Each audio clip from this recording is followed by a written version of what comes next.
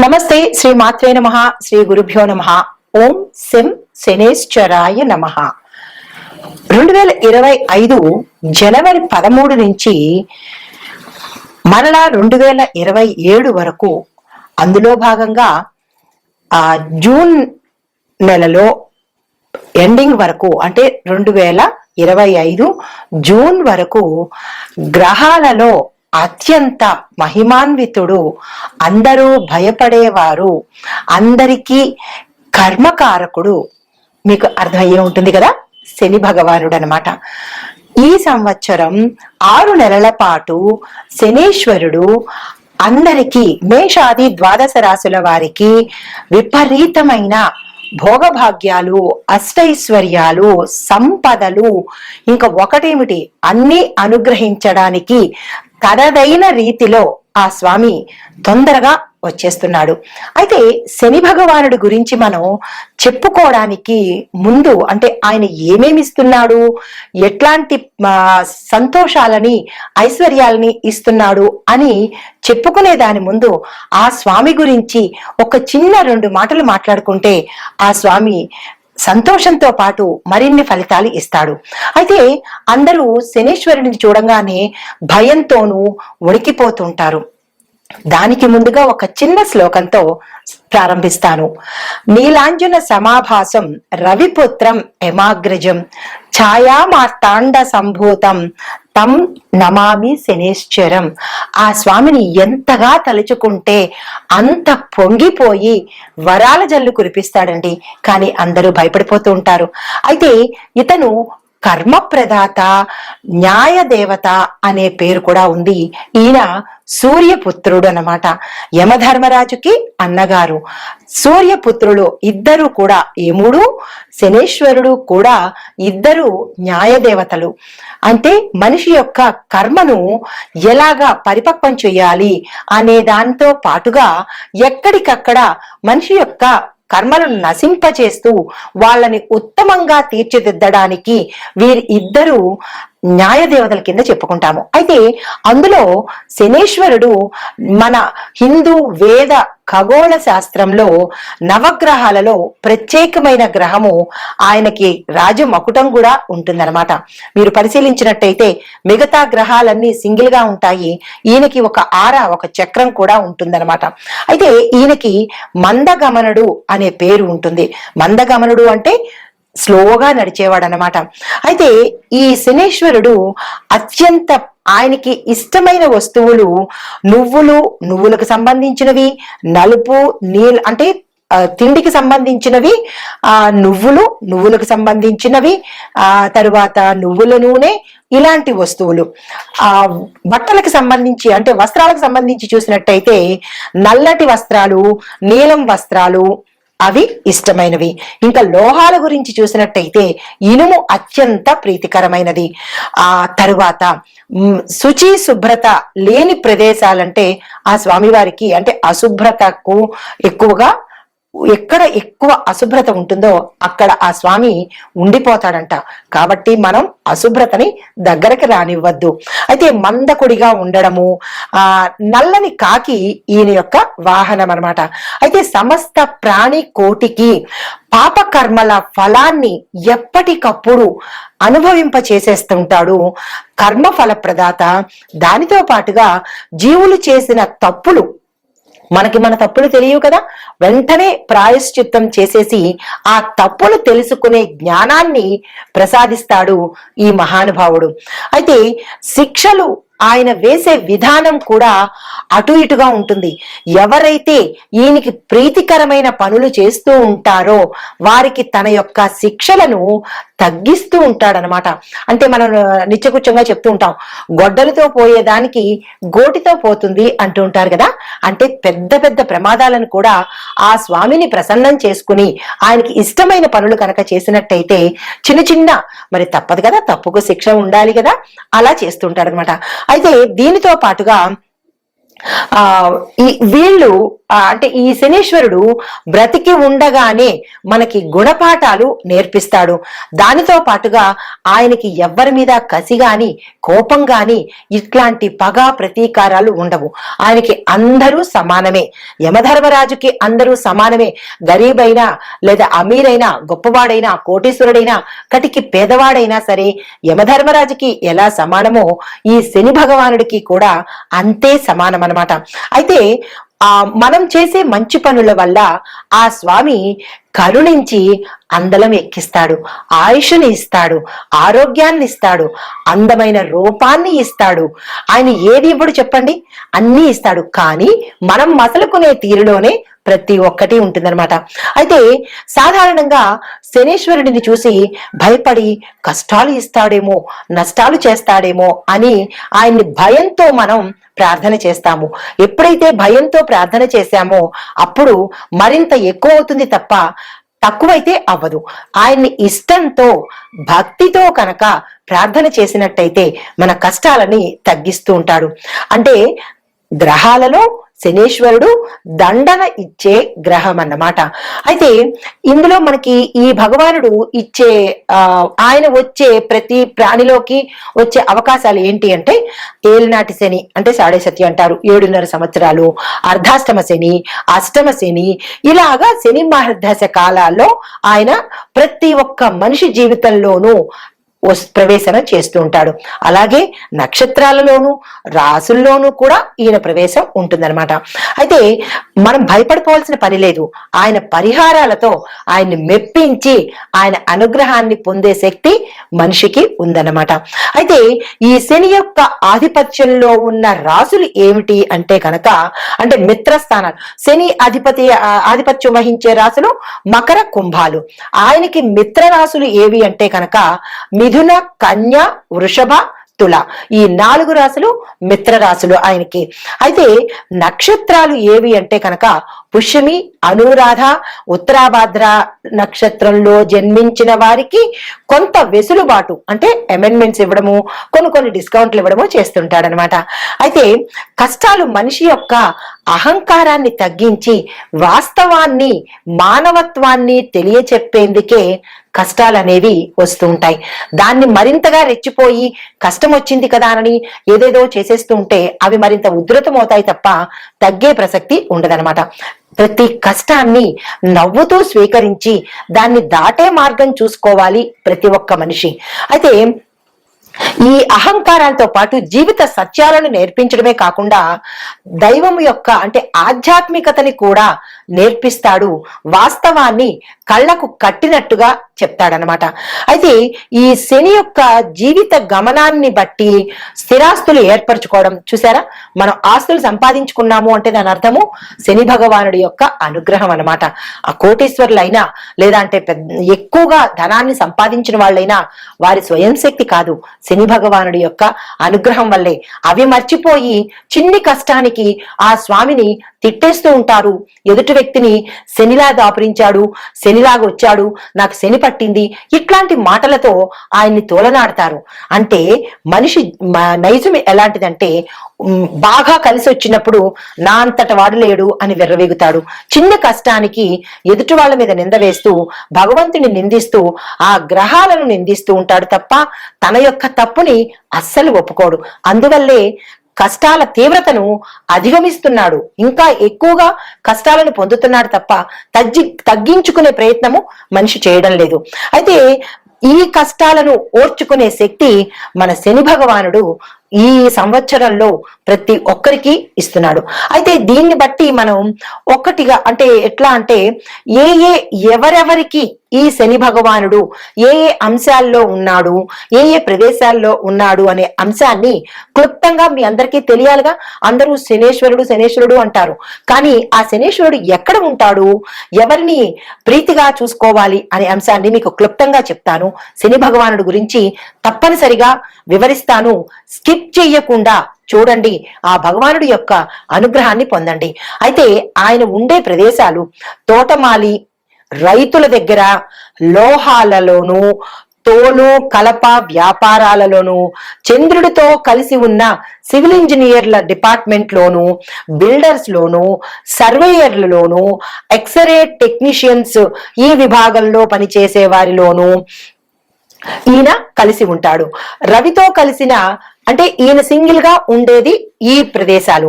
రవితో కలిసి ఉంటే కనుక ఏ ఏ రంగాల్లో ఉంటాడు అంటే ప్రభుత్వ రంగంలో సేవలు చేసేవారు, గురువుతో కలిసి ఉంటే భూములు కొనుగోలు అమ్మకాలు చేసేవాళ్ళు అంటే రియల్ ఎస్టేట్ల దగ్గర అన్నమాట, వాళ్ళ దగ్గర, గనుల యొక్క యజమానుల దగ్గర, సైంటిఫిక్ ల్యాబ్ లో పని చేసే వారి దగ్గర, బ్యాంక్ సిబ్బంది దగ్గర, ప్రచారాలు చేస్తూ ఉండే వారి దగ్గర అంటే అడ్వర్టైజ్మెంట్లు చేస్తూ ఉంటారు కదా వారి దగ్గర. ఎవరితో కలిసి ఉన్నప్పుడు? గురువుతో శని భగవానుడు కలిసి ఉన్నప్పుడు వీరి దగ్గర ఉంటూ ఉంటాడు. అయితే బుధుడితో కలిసి ఉన్నప్పుడు అంటే శని భగవానుడు సోలోగా ఉన్నప్పుడు ఇందాక చెప్పినవి, ఆ రవితో కలిసి ఉన్నప్పుడు ఇందాక చర్చించినవి, గురుడితో కలిసి ఉన్నప్పుడు ఇందాక చెప్పాను. ఇప్పుడు బుధుడితో కనుక శని భగవానుడు కలిసి ఉంటే ఎలాంటి వారి ఫలితాలు ఇస్తాడు అంటే రచయితల దగ్గర, శాస్త్రవేత్తల దగ్గర, కలప కోసే వారి దగ్గర, ఉపాధ్యాయుల దగ్గర, సెన్సార్ బోర్డు సభ్యుల దగ్గర, సిఐడి డిపార్ట్మెంట్, సిబిసిఐడి డిపార్ట్మెంట్ ఉంటుంది కదా వారి దగ్గర. అంటే వారి డ్యూటీ ఏంటి? శిక్షలు వేసే డ్యూటీ అన్నమాట. కాబట్టి అలాంటి వారి దగ్గర ఉంటారు. ఇలాంటి డిపార్ట్మెంట్ వాళ్ళు పనిచేసే వాళ్ళ దగ్గర అంటే ఈ రంగాలలో శని భగవానుడి యొక్క రంగాలన్నమాట. అయితే ఇప్పుడు మన ఖగోళ శాస్త్రం ప్రకారము 2025 సంవత్సరంలో ఎక్కడెక్కడ ఏ గ్రహాలలో సంచారం చేస్తున్నాడు అనే అంశాన్ని పరిశీలన చేద్దాం. శనీశ్వరుడు తన ప్రభావాన్ని ప్రస్తుతము కుంభరాశిలో సంచరిస్తున్నాడు. అయితే ఈ సంవత్సరం శనీశ్వరుడు తన రాశిని మార్చుకోబోతున్నాడు. ఈ శని సంచారము కుంభరాశిలో ముగిసిపోయిన తర్వాత ఆ రాశి మీద ప్రభావంతో పాటు కుంభరాశికి ఏలినాటి శని అంటాం కదా, సాడేశతి ప్రభావము ఎంతకాలం ఉంటుంది అనే అంశాన్ని మనం ఇప్పుడు తెలుసుకుందాము. అయితే ఈ కుంభరాశిలో శని ప్రవేశం జరిగినప్పుడు ఎప్పుడు జరిగింది అంటే కనుక ఈ శనీశ్వరుడు జనవరి 17, 2023 సంవత్సరంలో కుంభరాశిలోకి ప్రవేశం జరిగింది. అంటే 2 సంవత్సరాలు కుంభరాశిలో అయ్యిందన్నమాట. ప్రస్తుతం కుంభరాశిలో ఏలినాటి శని భాగంలో 2వ దశ కుంభరాశి వారికి జరుగుతోంది. దీనితో పాటు ఈ గమనంలోనే మీనరాశిలోకి సంచారం చేశాడు. అంటే మీనరాశిలోకి శని సంచారం చేసినప్పుడు కుంభరాశి వారి మీద శని ప్రభావము కొంత తగ్గిపోతుంది, అంటే తీవ్రత తగ్గుతుందన్నమాట. దీనితో భాగంగా 2025 ఈ సంవత్సరము మీనరాశిలో సంచారం చేస్తూ ఉండడం వల్ల కుంభరాశి వారికి చివరి దశ వచ్చేసిందనమాట. అంటే కుంభరాశి వారికి ఆఖరి దశ, మీనరాశి వారికి ప్రారంభ దశలోను శనీశ్వరుడు సంచారం మొదలు పెట్టాడు. అయితే ఇది ఎప్పటి వరకు ఉంటుంది అంటే కనుక జూన్ 3వ తారీఖు 2027 సంవత్సరం వరకు మీనరాశి వారికి ఏలినాటి శని ప్రభావము ప్రథమ దశలో ఉంటుందన్నమాట. క్లియర్ గా అర్థమైంది కదా. అయితే తరువాత ఈ కారణంగా అంటే ఈ పరిభ్రమణ కారణంగా ఒక రాశి చక్రం పూర్తి కావడానికి అంటే మేషం నుంచి మీనం వరకు రాశి చక్రం పూర్తి అవడానికి స్వామికి 30 సంవత్సరాలు పడుతుందన్నమాట. ఈ శని యొక్క సాడేసతి చాలా బాధాకరమైనది. ఈ రాశి అంటే ఈ శని గ్రహము 12వ స్థానంలో ఈయన కనుక ఉంటే కనుక విపరీతమైన పరిణామాలు కలగజేస్తుంది, అంటే ప్రభావితం ఎక్కువగా ఉంటుంది. అయితే మీనంలో సంచరించినప్పుడు మకర రాశి వారికి ఇప్పుడు అన్నమాట మీనంలోకి వచ్చేసాడు కదా, ఇప్పుడు మకర రాశి వారికి శని దశ పూర్తిగా పోయింది. అంటే శనీశ్వరుడు ఏలినాటి శని ప్రభావం నుంచి మకర రాశిని తగ్గించేశాడు. 2వ పాయింట్, కుంభరాశి వారికి చివరి దశకి వచ్చేశారు. మీనరాశి వారికి ప్రథమ దశ ప్రారంభమైందన్నమాట. తర్వాత దీనితో పాటుగా మార్చి 29, 2025 సంవత్సరము మీనరాశిలోకి ప్రయాణం చేస్తూ మేషరాశికి కూడా మొదటి దశని ఇస్తున్నాడు. అంటే చూడండి, మీనం తర్వాత చక్రంలో మళ్ళా వచ్చింది ఫస్ట్ ఏంటి? మేషరాశి. మీనం 12వ రాశి అయిపోయింది. తర్వాత దాని ఎఫెక్ట్ ఎవరికి ఉంటుంది? మళ్ళా రాశి చక్రంలో మొదటి స్థానము మేషరాశికి, అంటే మళ్ళా మేషరాశి వారికి ప్రథమ స్థానంలోకి అవ్వబోతోంది. అంటే ఈ ఎఫెక్ట్ మేషరాశి వారికి కూడా తగలబోతోంది అన్నమాట. ఈ మేషరాశిలో వచ్చేటప్పుడు మొదటి దశ ప్రారంభం అవుతుంది. రెండో దశ అంటే మీనరాశికి రెండో దశ, కుంభరాశికి చివరి దశ. ఇలాగా స్వామివారు అంచెలంచెలుగా ప్రయాణాన్ని సాగిస్తున్నారు. అయితే ఈ శని గ్రహము ఏ రాశిలో అయితే 8వ ఇంట 4వ ఇంట ఉన్నప్పుడు ఆ రాశి యొక్క దశ ప్రారంభము అయినట్టుగా మనం గమనించుకోవాలి. కుంభరాశిలో శనేశ్వరుడు సంచరించడం వల్ల కర్కాటక వృశ్చిక రాశుల మీద ఆయన యొక్క దయ ప్రభావము ఏర్పడుతుంది. శని మీనంలోకి ప్రవేశించినప్పుడు సింహానికి ధనస్సుకి వారి యొక్క ప్రభావము దయనీయంగా అంటే దయ కలిగి ఉంటుందన్నమాట. అయితే ఇప్పుడు ఈ మనం ఇందాక చెప్పుకున్నట్టుగా ఈ ప్రభావాల నుంచి ప్రతి మనిషి, ప్రతి జీవకోటి ఎలా తప్పించుకోవాలి, ఈ దశల్లో ఆ శని భగవానుడి యొక్క తీవ్రతను ఎలా తగ్గించుకోవాలి, ఆ స్వామి యొక్క అనుగ్రహాన్ని ఎలా పొందాలి అనే అంశం కనుక ఇప్పుడు చూసినట్టయితే ఆర్థిక అంటే 3వ దశలోకి వచ్చేటప్పటికి ఆయన అంటే మొదటి దశ మళ్ళా చెప్తున్నాను, మొదటి దశలో ఉన్నప్పుడు కుటుంబం మీద చూపిస్తాడు. 2వ దశలో ఉన్నప్పుడు శరీర అంటే మన ఆరోగ్యం మీద చూపిస్తాడు. 3వ దశలో ఉన్నప్పుడు ఆర్థిక పరంగా చాలా జాగ్రత్తలు తీసుకుంటూ ఉండాలి.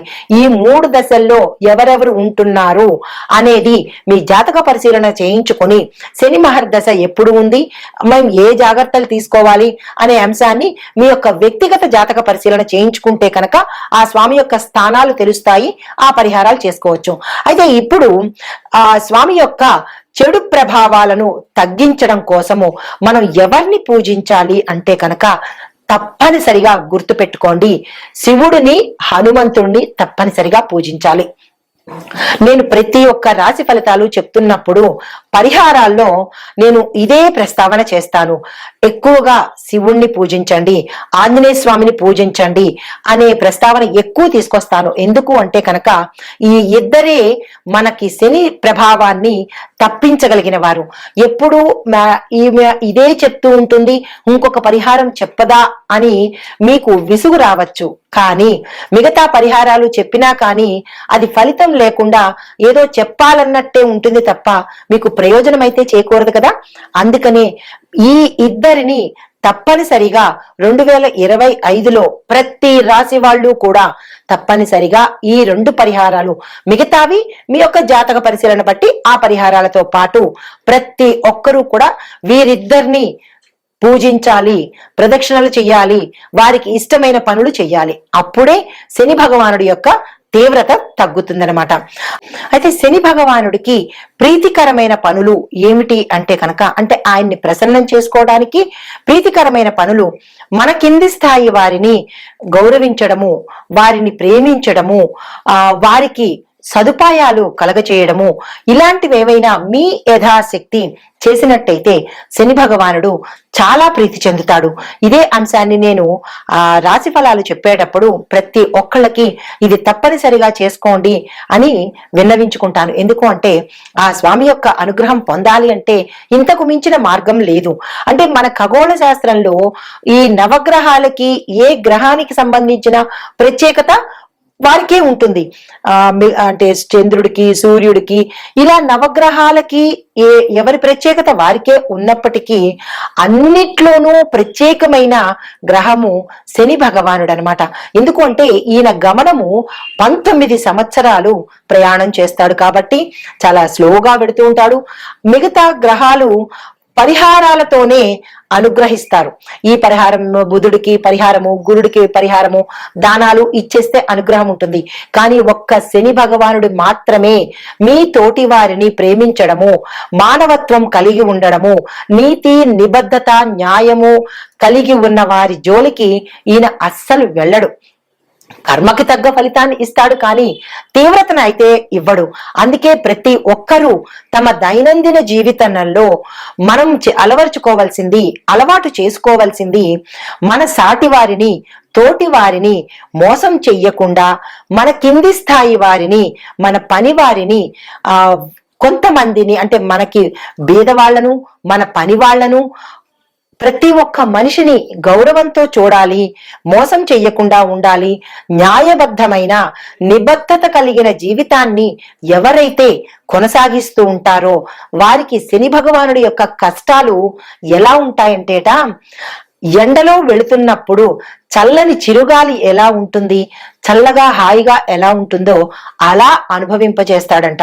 కానీ ఆయన ఎవరికి తీవ్రమైన పరిణామాలు ఇస్తాడు అంటే, ఎదుటివారిని మోసం చేసేవారిని, అబద్ధాలతో కాలం గడిపేవారిని, ప్రతి ఒక్కరిని కించపరచటం కానీ, తక్కువ చేసి మాట్లాడడం కానీ, ఎదుటివారిని హేళన చేయటం కానీ, ఇలాంటి అకృత్యమైన పనులు ఎవరైతే మనిషిగా చేస్తారో వారికి తీవ్రమైన పరిణామాలు కలిగిస్తాడు. ఎందుకంటే ఆయన కర్మ ప్రదాత కదా. కర్మ అంటే పని, అది మంచి పని అవ్వచ్చు, చెడు పని అవ్వచ్చు. కాబట్టి ఇక నుంచైనా ప్రతి ఒక్కరూ నీతిబద్ధమైన జీవితాన్ని, న్యాయబద్ధమైన జీవితాన్ని అలవరుచుకోవడంతో పాటు సాటి వారిని, అది ఎవరైనా కావచ్చు, మనకన్నా తక్కువ కావచ్చు, మనకన్నా ఎక్కువ కావచ్చు, ప్రతి ఒక్కళ్ళని గౌరవించడం నేర్చుకున్నట్టయితే కనుక ఆ స్వామివారి అనుగ్రహానికి చెప్పక్కర్లేదు, ఆయనే తగ్గించేస్తాడు. కానీ తీవ్రత పడుతున్నాము. కొంతమంది అంటూ ఉంటారు, మాకు బాగా కష్టాలు వచ్చేస్తున్నాయండి, ఒకదాని మీద ఒకటి వస్తున్నాయి అంటే అది మీరు చేసుకున్నదే కదా, ఆయన ఏమీ ఇవ్వలేదు కదా. మనం ఏ కర్మ అయితే చేస్తామో అదే తిరిగి మనకి వస్తుంది. అది సైన్స్ పరంగా చూసినా కానీ న్యూటన్ లా అంటారు కదా, అంటే ఇంగ్లీష్ వాడు చెప్తే మన బుర్రకు తొందరగా ఎక్కుతుంది, మన వాళ్ళు చెప్తే మనకి తొందరగా ఎక్కదు. కాబట్టి ఏదైతే మనం గోడకి కొడతామో తిరిగి అదే ఫోర్స్ లో తిరిగి మనకి వస్తుందన్న విషయము ప్రతి ఒక్కరికి తెలుసు. కానీ మన ఎదుటి వాళ్ళకి చేసే పనిలో కానీ, ఎదుటి వాళ్ళకి చేసే మోసంలో కానీ, ఎదుటి వాళ్ళని హింస పెట్టడంలో కానీ ఈ ఒక్క చిన్ని సూత్రాన్ని మనం మర్చిపోతున్నాము. ఆ మర్చిపోవడం వల్ల మనకి 100కి 10,000 రెట్ల వేగంతో ప్రతి ఒక్కటి అందుబాటులోకి వస్తుంది. కాబట్టి ఒకరిని హేళన చేయడం కానీ, కొంతమంది అన్ని రంగాల్లోనూ ఉన్నారు. కొంతమంది ఎదుటి వాళ్ళని హేళన చేయడము, వాళ్ళని తగ్గించడం కోసం, వాళ్ళ పేరు పోగొట్టుకోవడం కోసం, లేదా వాళ్ళ మీద బురద జల్లడము, వారిని అపకీర్తి పాలు చేయడము, ఇలాంటి పనులన్నీ చేస్తూ మళ్ళా మేము శని బాధలు పడుతున్నాము, పరిహారాలు చెప్పండి అంటే దాని అర్థం ఏమిటి ఉంటుంది? మనం చేసే పనుల వల్లే మనకి రిఫ్లెక్షన్ వస్తుంది.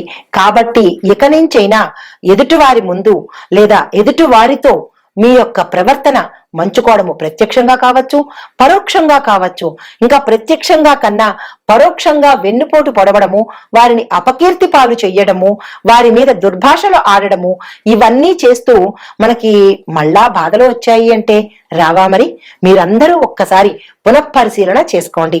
అంటే చెప్పినప్పుడు ఇబ్బంది కలగచ్చు, అంటే వాస్తవాన్ని కఠినంగా ఉన్నా కానీ చెప్పక తప్పదు. ప్రతి ఒక్కళ్ళు మారండి. మీ యొక్క నేచర్ని, మీ యొక్క మనస్సుని లేదా మీ యొక్క నైతిక ప్రవృత్తిని మార్చుకుంటే శని బాధలే కాదు, ఏ బాధలు ఉండవండి. తదుపరి మీనరాశి. మీనరాశిలో ఉండే విద్యార్థులు విజయం సాధిస్తారు, కష్టపడి పైకొస్తారు. కొంతమందికి ఆకస్మికంగా విదేశాలు రావాలి అనే పిలుపు రావచ్చు. కొంతమందికి విదేశాలు వెళ్ళడానికి రిజెక్ట్ అయ్యే అవకాశం కూడా గోచరిస్తోంది. జాగ్రత్తగా మెసలండి. జ్ఞాపక శక్తి తగ్గే అవకాశం కనపడుతోంది. ఇంటర్వ్యూల్లో ఫెయిల్ అయ్యే అవకాశం కనపడుతోంది. కొంతమంది చదువు మానేసే పరిస్థితి కూడా గోచరిస్తోంది. జాగ్రత్తలు తీసుకోండి. తరువాత ఉద్యోగస్తులకు పదోన్నతికి సంబంధించిన అవకాశాలు వస్తాయి. శుభవార్తలు వింటారు. ఆకస్మిక ధనప్రాప్తి ఉంది. వస్తు వాహన భూమి గృహం కొనుక్కునే అవకాశం గోచరిస్తోంది. అయితే వ్యవసాయదారులకు పంటలు లాభాలు వస్తాయి. విశేషమైన కీర్తి ప్రతిష్టలు, అంటే మీరు ఏ పని చేసినా ఆ పంట చాలా బాగుందని ప్రజలు మెచ్చుకోవడము, దానికి గిరాకీ రావడము, తద్వారా మీరు ఆనందం పడే అవకాశము ఈ రాశిలో ఉండే రైతులకు గోచరిస్తోంది. మీరు దీన్నే అలవాటుగా పెట్టుకుని మంచి మంచి పంటలు వేయడము, మంచి మంచి రేట్లు ఫిక్స్ చేసుకోవడము, ఇలాంటి పనులు శని భగవానుడికి ప్రీతి అయిన పనులు చేసినట్టయితే కనుక మీకు ఎటువంటి నష్టాలు రాకుండా ఆ స్వామి చూసుకుంటాడు. అయితే వ్యాపార వాణిజ్య పారిశ్రామిక రంగంలో ఉన్న వారికి ఇది అత్యంత లాభదాయకమైన సమయము. మీరు ఏ పని చేయాలన్నా, విస్తరణ కోసం కావచ్చు, లేదా అంటే విదేశాల్లో వెళ్ళి అక్కడ మీ వ్యాపారాన్ని చేసుకోవాలన్నా, పెట్టుబడులు పెట్టాలన్నా, ఏ పని చెయ్యాలన్నా సరే ఈ సమయం చాలా చక్కని సమయము. దీన్ని అస్సలు వృధా చేసుకోకండి. దీనితో పాటుగా యంత్రాలు కొనుక్కోవాలనుకున్న వాళ్ళకి కూడా ఇది మంచి సమయము. కొన్ని పారిశ్రామిక రంగాల వాళ్ళకి, కొన్ని రంగాల్లో ఉన్న వాళ్ళు వ్యాపారస్తులకు ఒకంత నష్టపడే అవకాశము, కొంతమంది మూసివేసే అవకాశం కూడా గోచరిస్తోంది. అది మీ తప్పిదమా లేదా మీ కింది అధికారుల తప్పిదమా అనే అంశాన్ని పరిగణలోకి తీసుకొని ఆ తప్పులు మళ్ళా పునరావృతం కాకుండా జాగ్రత్తలు తీసుకోండి. ఒకవేళ మీ తప్పిదమై అయితే కనుక ఎలాగా జాగ్రత్త పడాలి అనే అంశం చూడండి. లేదా మీ కింది స్థాయి వారు, మీ ఉద్యోగులు చేసినట్టయితే కనుక క్షమించి ఆ తప్పులు అంటే పునరావృతం కాకుండా జాగ్రత్తలు తీసుకోండి. తదుపరి ఆరోగ్యం కనుక చూసినట్టయితే విశేషమైన ఆరోగ్యం మీ సొంతమవుతుంది. ఆరోగ్యం పట్ల, మీ యొక్క లైఫ్ స్టైల్ పట్ల జాగ్రత్తలు తీసుకోండి. గతంలో అనారోగ్యంగా ఉన్న వాళ్ళు ఈసారి మంచి మెరుగైన ఆరోగ్యం పొందే అవకాశం కనబడుతుంది. కుటుంబ పరంగా చూసినట్టయితే కనుక ఆనందోత్సాహాలతో ఉంటారు, శుభకార్యాలు చేస్తారు, శుభకార్యాలకు సంబంధించి ధనాన్ని వ్యయం చేస్తారు. ప్రయాణాల్లో జాగ్రత్తలు తీసుకోండి. వాహనాల మీద వెళ్ళేటప్పుడు జాగ్రత్తలు తీసుకోండి, ప్రమాదాలు గోచరిస్తున్నాయి. దీనితో పాటుగా సంతానం కోసం ప్రయత్నం చేసేవారు, వివాహం కోసం ప్రయత్నం చేసేవారు, మీరు కొంత సమయాన్ని అంటే ఒక వారం 15 రోజులు ఆగిపోయి తరువాత మంచి రోజు చూసుకుని మీ నక్షత్రానికి సరిపడా రాశి ఫలం అంటే తారాబలం, చంద్రబలం చూసుకుని అప్పుడు కనుక మీరు ప్రయత్నం చేసినట్టయితే మంచి ఫలితాలు పొందే అవకాశం కనబడుతోంది. అయితే ఇంకొక విషయము, ఇక్కడ ఐటీ రంగంలో ఉన్న వారికి కొంతమంది ఉద్యోగాలు ఊడిపోయే పరిస్థితి గోచరిస్తోంది. జాగ్రత్తలు తీసుకోండి. సినీ, టీవీ నటీనట వర్గం వారికి, కళాకారులకు, చిత్ర పరిశ్రమలో ఉండే వారికి, నిర్మాతలకు, డైరెక్టర్లకు కూడా ఇది చాలా చక్కని అనువైన సమయము. మీరు ఏ ప్రాజెక్ట్ తీసుకోవాలన్నా చక్కగా తీసుకోండి. ఆ దిశగా మీరు కష్టపడే ప్రయత్నం చేసి సక్సెస్ ను సాధించుకునే అవకాశం కనబడుతోంది. రాజకీయ రంగంలో చూసిన వాళ్ళైతే కనుక ప్రజల్లో మంచి పేరు ప్రఖ్యాతులు పొందుతారు. మీరు ఉన్న పదవి నుంచి ఉన్నతమైన పదవికి వెళ్తారు. ఇటు ప్రజల్లోనూ, అటు అధిష్టానంలోనూ, ప్రభుత్వ పరంగా కూడా మీకు మంచి పేరు ప్రఖ్యాతులు వచ్చే అవకాశం కనబడుతోంది. మీరు అదే నిలుపుకునే ప్రయత్నం చేయండి. మీ వల్ల వీలైతే ఒకరికి మంచి చేయండి తప్ప ఒకరికి హాని చేసే ప్రయత్నం అయితే ఏ రకంగానూ చెయ్యకండి. అయితే ఈ రాశి వారికి చెప్పదగిన పరిహారము, గణపతి ఆలయ దర్శనంతో పాటుగా అదే రోజు కానీ లేదా మరుసటి రోజు కానీ ఆంజనేయ స్వామి ఆలయం కూడా దర్శించి 5 ప్రదక్షిణాలు చేసి 5 అరటిపళ్లను స్వామివారికి నివేదించినట్టయితే కనుక మీరు ఏదైతే ఆటంకం కానీ కష్టం కానీ అనుభవిస్తున్నారో దానికి తగ్గ పరిష్కారాన్ని పొందే అవకాశం ఉంది. దీనితో పాటుగా శనివారం రోజు తప్పనిసరిగా నీలిరంగు వస్త్రాలు కానీ నల్లని వస్త్రాలను కానీ ధరించి కీలకమైన పనులకు వెళ్ళాలి అని అనుకున్న వాళ్ళు ఈ వస్త్రాలు ధరించి వెళ్ళినట్టయితే కనుక ప్రతికూలతలు పోయి అనుకూలమైన విజయాలను పొందే అవకాశం కనబడుతోంది. దీనితో పాటుగా అంటే నవగ్రహ ఆలయంలో శనేశ్వరుడి ప్రీతి కోసం నల్ల నువ్వులు దానం చేయడం, నువ్వుల నూనెతో అభిషేకం చేయించుకోవడము, కాకులకు, కుక్కలకు మీరు మంచి పదార్థాన్ని, రొట్టెలు కానీ అవి ఏమి తింటాయో ఆ పదార్థాలను ఫ్రెష్వి అంటే మనకి మిగిలిపోయిన పదార్థాలు పెట్టడం అనేది తప్పు. అలా కాకుండా ఫ్రెష్ పదార్థాలను వాటికి తినిపించినట్టయితే ఏవైనా దోషాలు ఉంటే కనుక తొలగిపోయే అవకాశం గోచరిస్తోంది. ఇది ఈ రాశి వారికి చెప్పదగిన ఫలితాలు, పరిహారాలు. నమస్తే.